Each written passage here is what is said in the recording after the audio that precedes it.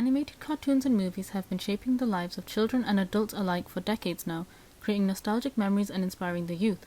Whether it's the magical world of Tinker Bell or the quirky setting of SpongeBob SquarePants, all movies and series require world building to a certain extent.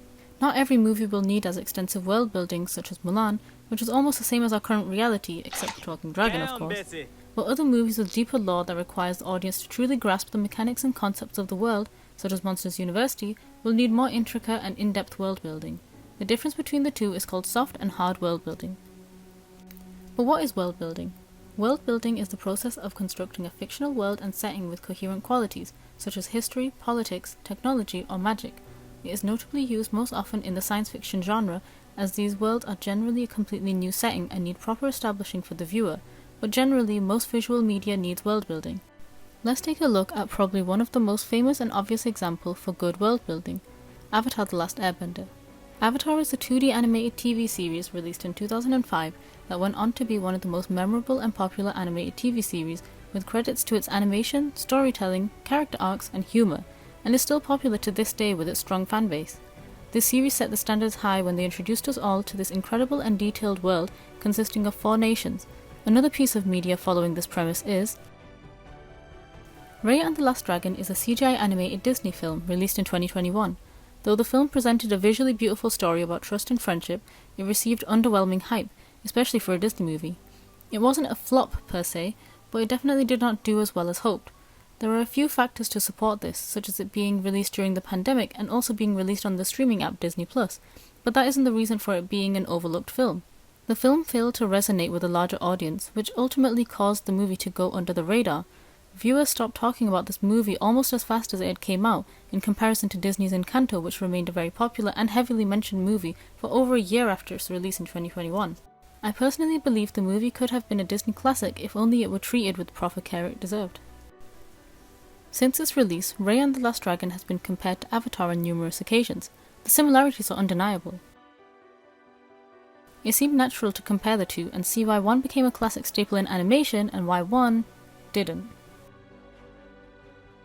Avatar: The Last Airbender is set in a world similar to Earth, divided into 4 nations, each for the 4 elements: the Northern and Southern Water Tribe, the Earth Kingdom, the Fire Nation, and the Air Temples. Overall, the series is generally inspired by East Asian countries, but takes inspiration from many other places. The Water Tribes are based on Inuit and Yupik culture, which influences their clothing and their architecture, as well as weaponry.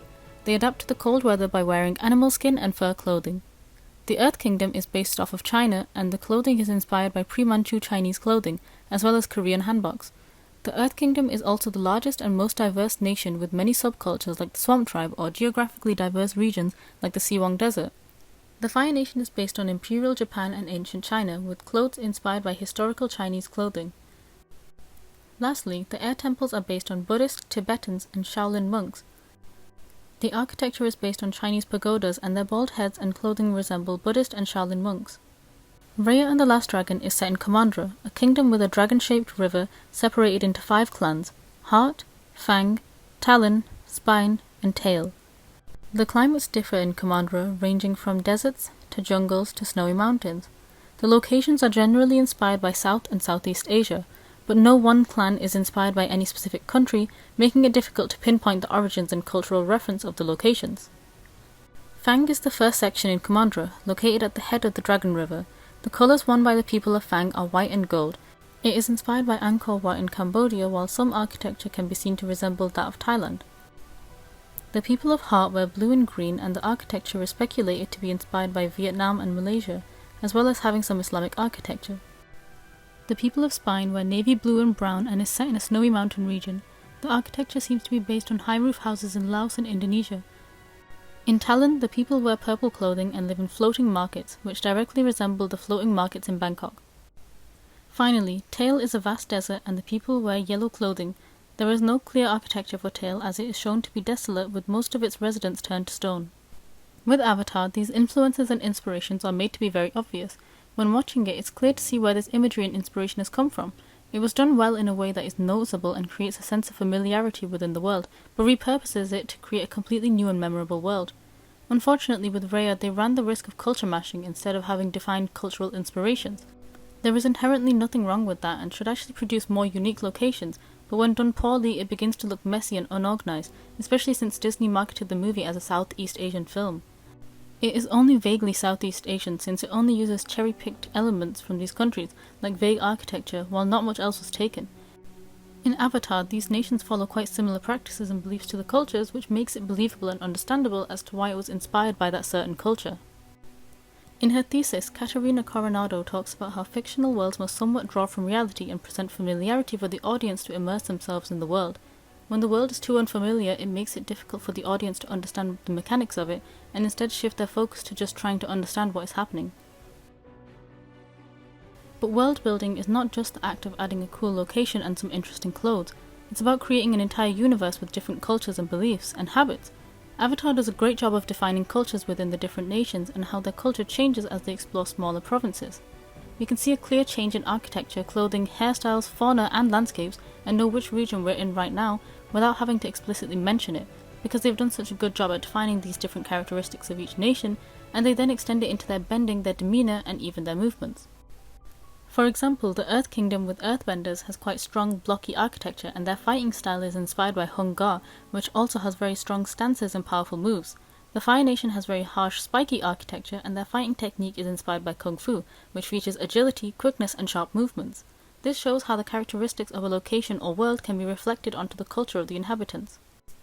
On the other hand, Raya is said to use a mix of Pencak Silat and Muay Thai, both being combat martial arts that include punching, grappling and throwing, though she mainly uses her sword throughout the film. Namari also uses a similar style, and there isn't much to differentiate between the two, since they only fought for a small part of the film. This further proves that the only differences between cultures in Raya and the Last Dragon is their physical appearance. Their locations also do not make much sense when looked at with a closer eye. The houses in Spine, the snowy mountain section of Kamandra, are based off high roof houses in Laos and Indonesia, though these houses are designed to be sturdy against earthquakes and are not meant for the snow, so it doesn't really make sense to have them there, unlike the igloos and snow structures in the Water Tribe. The lack of establishing shots is another problem. They breezed past each location in order to keep the plot moving fast, but this meant that the audience never got to stay in one place long enough to truly understand it, therefore not fully being invested in it. Even more important locations like the Heart Palace or the Heart Temple is only shown vaguely from the outside to the point where you can barely even see it, and then it immediately cuts to the interior, which also only shows the main room multiple times. This is concerning for the film's success, considering that the physical setting is one of the most crucial parts of world building, and that is the main thing that is overlooked within the film. Because of this, no place in Kamandra was memorable or even notable. The designing for this world and its architecture was beautiful and done well, but it was poorly shown in the film, making it ultimately unmemorable. Avatar, however, has no lack of establishing shots and makes sure to show the audience every location fully. They have also successfully created very memorable locations and architecture where they are easily recognizable. This helps the audience as they don't have to constantly question where the characters are now and can focus on the film. The problem is, Raya does not need to be Asian. If you took her out of her setting and changed her race, the story would stay the same. Her location does not affect her in any way. In Avatar, their lives revolve around their culture and values, and the characters would not make as much sense if they were from anywhere else, especially Aang being a monk who was raised as a pacifist his whole life, who's a vegan and won't eat meat due to his beliefs, who also couldn't kill the enemy because he was raised this way. It would be much harder to believe all of this if he was German instead, since the beliefs wouldn't be the same. The culture of a world needs to be strong and present enough to show that it has influenced the character in some way, which is what Raya is lacking. This reduces believability in the story that is being told and creates a sense of disconnect with the characters. To conclude, world building is essential if you want to create a successful and memorable world, but is often the most overlooked part in the process of filmmaking, resulting in great stories and potential being wasted. Raya's biggest flaw is that it tried to cram so much into one movie that there was no time to get attached to any characters, or for them to fully visualize what they had spent so long creating. I truly think it could have done very well if it had just stripped back the plot a little to give more breathing space for the world it was set in, and let the viewer take it all in. Avatar, however, gives you a new thing to notice each time you watch it. The world building expands as you understand more of it, and every detail is intentional. The seemingly minute details are what ultimately make the world believable and more elaborate. It's these well-built worlds that we still remember from our childhood and cherish, and it's these worlds that we look forward to when we've had a long day and want to escape for an hour or two. Film is becoming a new form of escapism these days, and nobody wants to escape to a world that they haven't even seen properly or don't know all that much about. It could be argued that Raya and the Last Dragon had less time to develop their world than Avatar, since it's a movie and not a series with 3 seasons, but many other movies such as Treasure Planet have done it in a similar runtime with far more complex worlds. Despite this, both of these have done well in creating beautiful worlds with great visuals. World building should not leave space for confusion and misunderstanding.